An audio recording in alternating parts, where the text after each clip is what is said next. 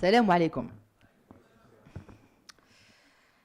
I'm going to read my paper because I'm not very comfortable in English, but feel free to interrupt me if you don't understand. So the title of my talk is Islam and Modernity. Can we be Muslims in the West? Bismillah. So one of God's name is Al-Adl, which means the just. The idea that my father, Allah Rahmu, transmitted to me is that Islam is fundamentally an ideal of justice. So to the question, can one be Muslim in the West? His answer, as well as mine, would have been a provocative no. The presentation I will make here is not that of an Islamic scholar, as I have neither the qualification for it nor the pretension to it. Instead, I would like to offer an analytical framework for understanding the interactions between the fact of being and calling oneself Muslim and the fact of being involved in politics. Wal-ilmu lillah. If Islam is really the ideal of radical justice, then our presence as Muslims in the heart of the imperial city, in the heart of injustice, is problematic. In this context, perhaps we would have more humility if we saw ourselves as becoming Muslims.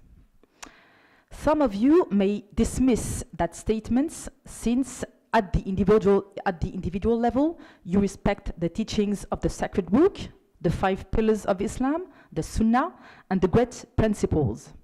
They are indeed the basis of Islamic practice, and they are fundamental to whomever aspires to belong to the Ummah of al-Ummah al-Islamiyya.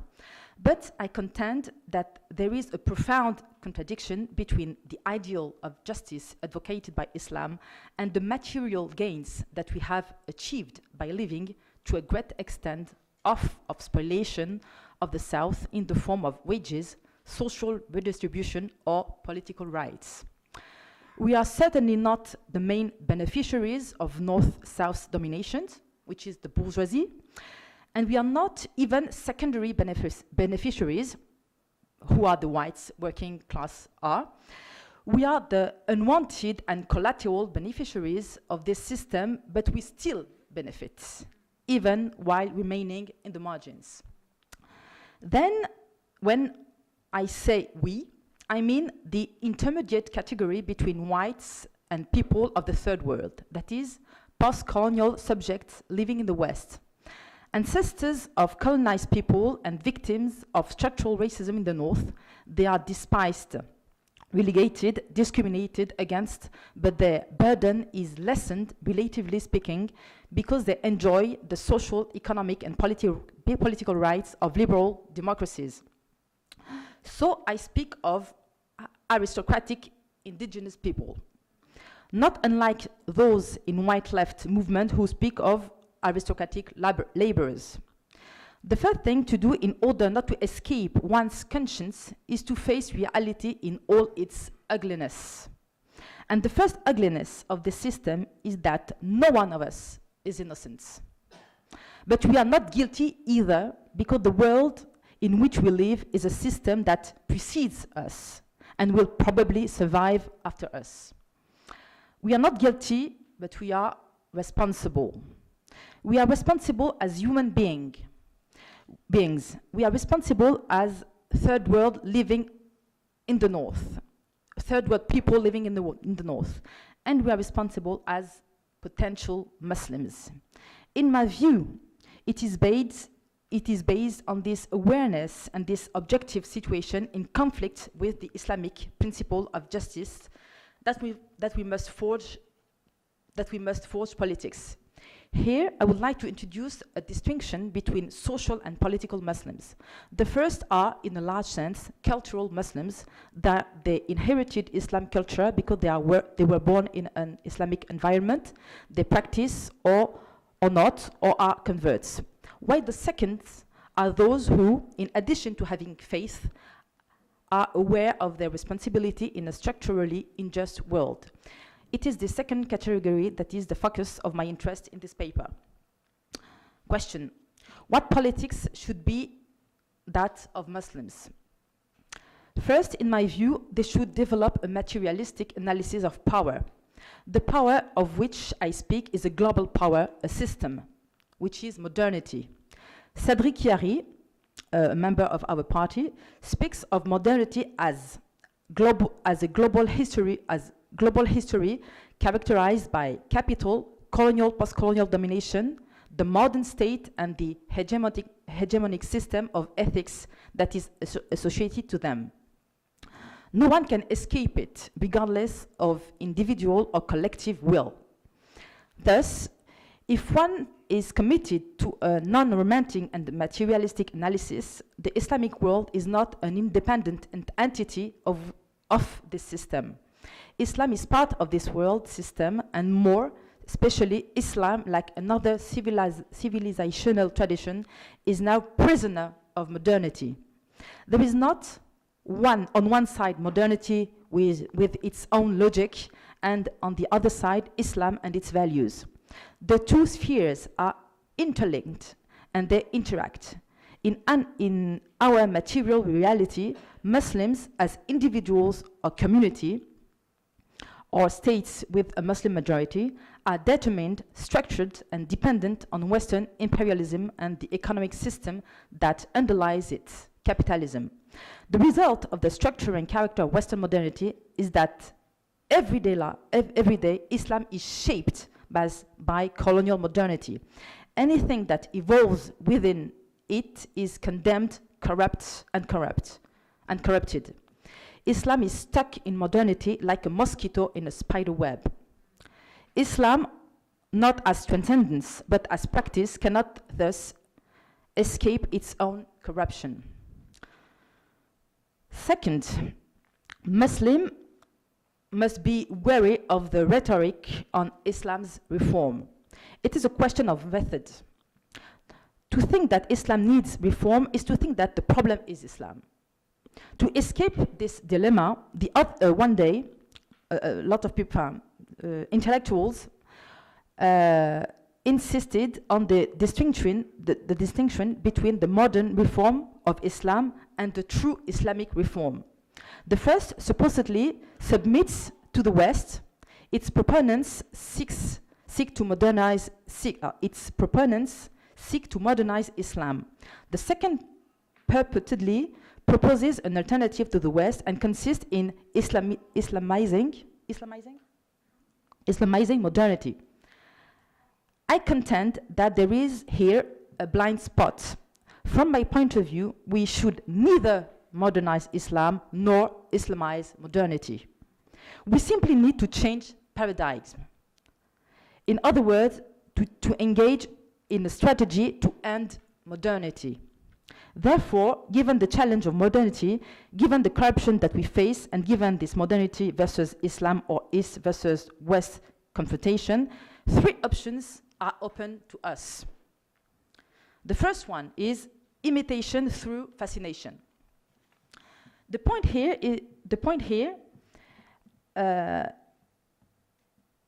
is to advocate for the aggiornamento of Islam, to promote an Islam of the Enlightenment, to accept the myth of modernity, and to integrate the idea that imperialist crimes since the discovery of America, genocide and sociocides, are mere accidents of history in the West.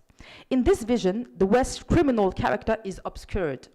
What most characterizes the West is its liberal democracy, the French Revolution, the state of rights, progress, technology, scientific discoveries, human rights, and Enlightenment philosophy. For these Muslims, the West is like a sun. For them, Islam must turn around it. Furthermore, it's important for Muslims who agree to this idea to produce a discourse such that Islam matches the ideology of enlightenment. The idea is for them to prove that Islam is a modern religion. This approach has its thinkers, its zealots. This is the Islam of Uncle Tom. Everyone knows an Uncle Tom around them. Ayaan Hirsi Ali, Fadela Amara in France, Salman Rushdie, Taslima Nasrin, Malek Shebel, Abdul Wahab Meddeb, Hassan Shalghoumi, Jamila Ben Habib. That said, If the representatives of Enlightenment Islam are often in the media, they're in fact in the minority, and this is why I will not dwell on this category, which will end in the dustbin of history. But the second choice is integrationist resistance. Integrationist resistance. This is an indecisive movement. The idea here is to critique the West and its excesses, even fight it to death, but to respect its humanism, values, and ideas, and even to be inspired by it. This movement proposes an alternative. Yes. Like this? Okay. This movement proposes an alternative anti-imperialist and anti-colonial model that, however, remains prisoner of the colonial matrix, since the West is not apprehended as a totality. It is here that we find most of the 16th independence movement in their secular or religious form.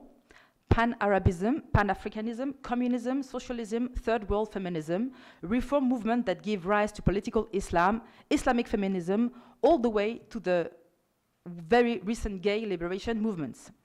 Despite its heterogeneity, it is in this category that we find most Muslims, individually or collectively. I will therefore focus on 4 examples to illustrate this approach and show its limits. Let me clarify that these are rough descriptions, surely caricature-like, since reality is indeed much more complex. The first one, I repeat, it's in the category of integrationist resistance. So the first example is political Islam. Political Islam is, for me, one of the most relevant expressions of this category. It is the one that both resists and deals with modernity. Its greatness has been to propose a cultural model drawing from the dominant cultural standard of the Arab Muslim world. Political Islam has proposed an alternative epistemic, the rejection of Western values and the return to its historical character to combat colonialism or despotic powers. This approach is justified, legitimate, and fundamental when facing the bulldozer of modernity. But this represents only part of the task. Indeed, most movements associated to political Islam have not broken all ties to neoliberalism and imperialism. Some are even allies. Then they thus fail to offer a credible alternative. As Hatem Bazian said, one cannot start a speech with Bismillah, conclude with Alhamdulillah, and in between praise both Adam Smith and Wall Street. Again, I'm conscious of presenting here a caricature, since the so-called Islamist movement are extremely diverse and often opposed to each other. Some are radically anti-imperialist and conduct heroic battles, while others are clearly puppets of local or imperialist power. Overall, though, they are stuck in a modernist matrix in the sense that they fail to promote alternative economic and social models or to escape from the imperialist octopus. The second example is the example of leftist movement from the Arab Muslim world or the third world. For such movements, it's the opposite. They want to break free from capitalism, but not from modernity's epistemology and values. They want to be progressive, but progressiveness is an integral part of Western modernity, from my point of view. This brings them to fight Islamist movements or even to ally with imperialist or local dictatorial powers in the name of progress and against archaism. This is how many Tunisian progressives have allied with Ben Ali to suppress Ennahda, and how many Egyptian progressives have supported and legitimized General Abdel Fattah al-Sisi coup d'etat against Mohammed al-Morsi. The third example is Islamic feminism and sexual liberation struggle as products of Islam reform. Let's start with a revealing anecdote. A lot of pioneers of feminism in the Islamic world are men. Qasim Amin, Mohamed Abdou, Tahar Haddad, Taha Hussein. Most Muslim women commenting on this phenomenon see it as a welcome aspect, a sign of exceptional humanism, a kind of divine goodness.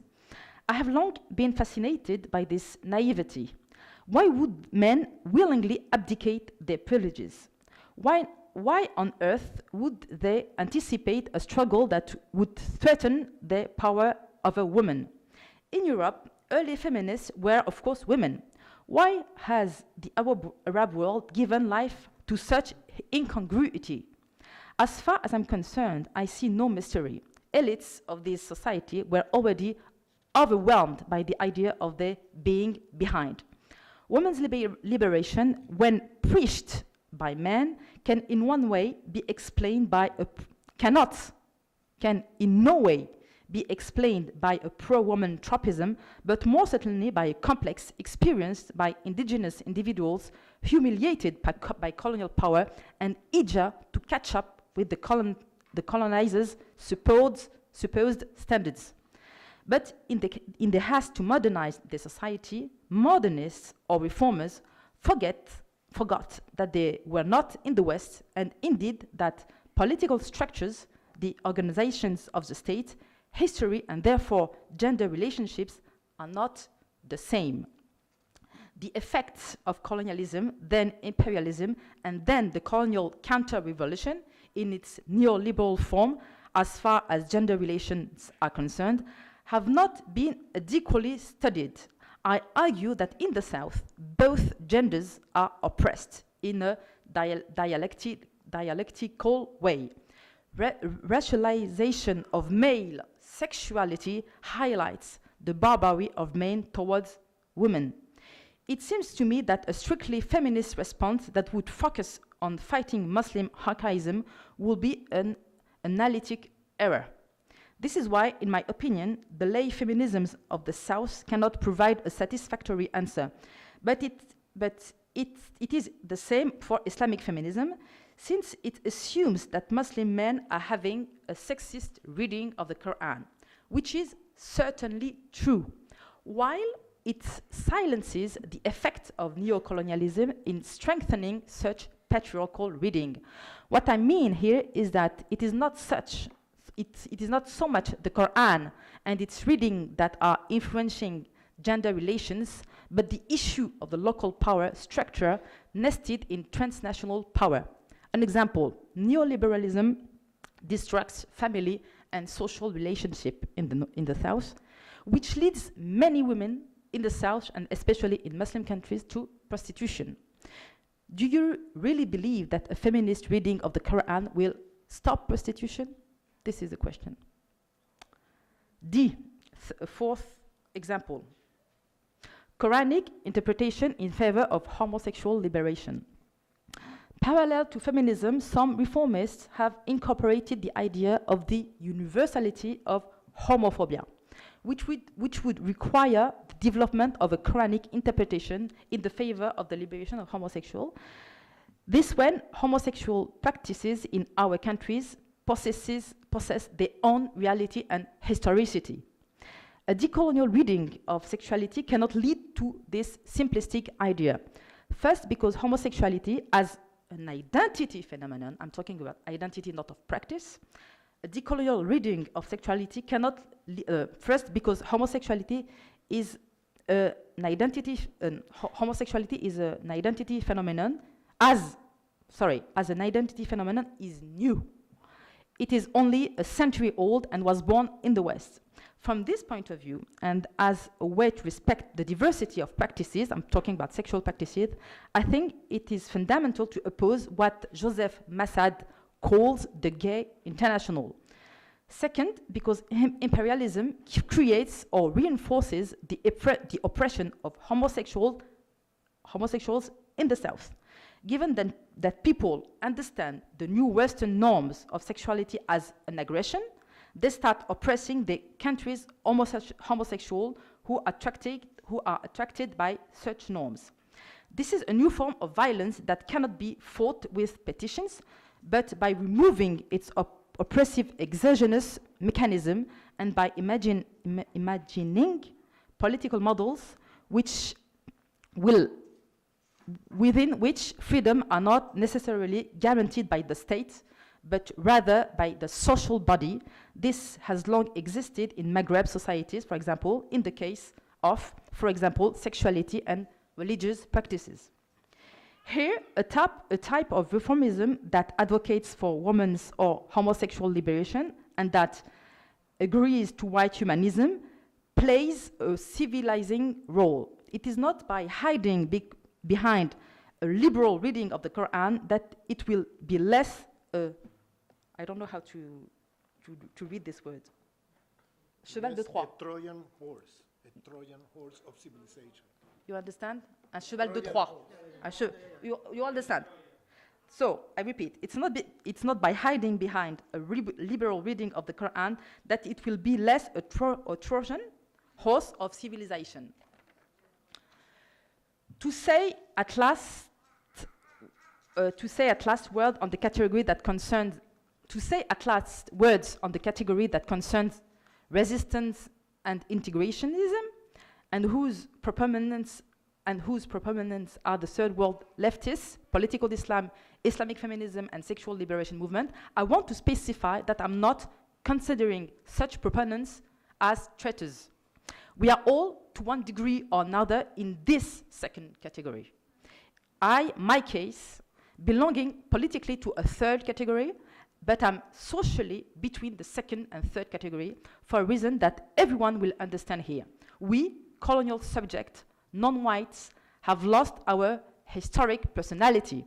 And I am not among those romantics who think that we can retrieve any kind of authenticity.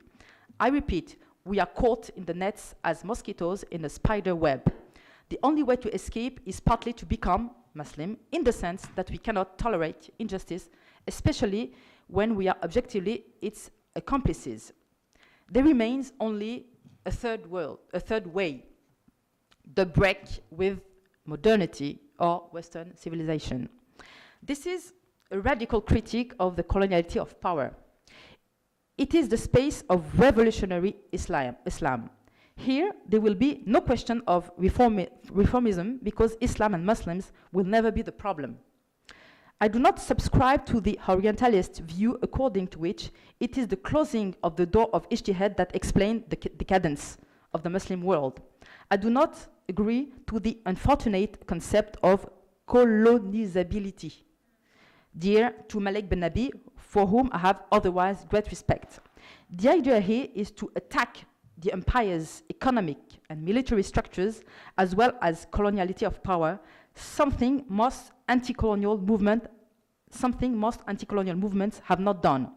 The idea is also to expand the struggle and give it a global dimension. It is an entire civilization that must be challenged.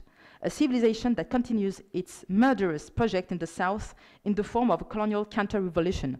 Neoliberalism has reached its limits even within its borders, since the most vulnerable European countries are in the process of third worldization. Barbarism is at the gates of civilization. Obviously, we can make the more comfortable choice of this. Obviously, we can make the more comfortable choice of the second way, resistance, integration, and deal with modernity. We can do it. But our responsibility will always be there. We can never escape our consciousness or soothe in it with hasanats, good deeds. This is so because the civilization has continued to spread death. It continues its relentless work. See the Congo, see Iraq, see Afghanistan, see Mali. See the planet's destruction, see the dehumanization of social relations, see the economic crisis, see the rise of fascism, see our guilt when we are passive or complacent, see our honor when we act to combat it. Personally, between dealing with it and breaking with it, my choice is made. Thank you.